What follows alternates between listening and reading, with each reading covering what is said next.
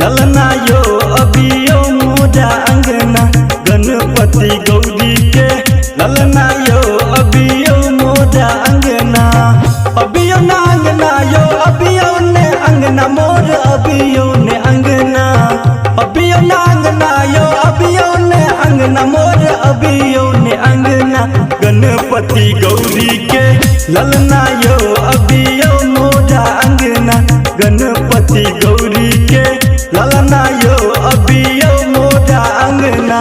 DJ Sumit Satish रैमा।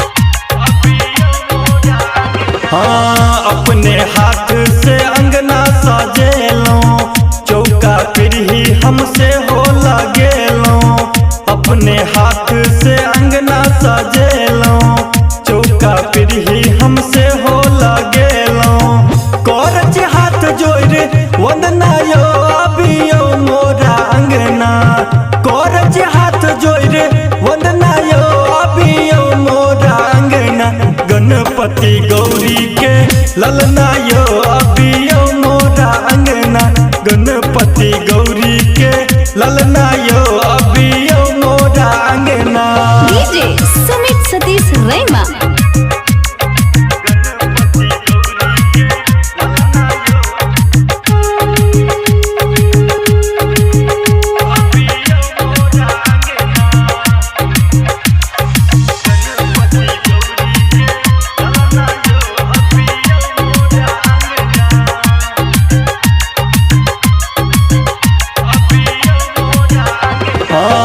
Ganga जल से चरण धुआयब लड्डू पेड़ा के भोग लगायब गंगा जल से चरण धुआयब लड्डू पेड़ा के भोग लगायब और बजायब बजना यो अबियो मोरा अंगना और बजायब बजना यो अबियो मोरा अंगना गणपति गौरी के ललना यो अबियो मोरा अंगना गणपति गौरी के ललना यो अबियो मोरा अंगना।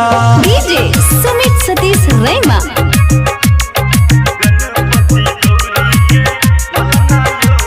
Presented by Anu recording studio.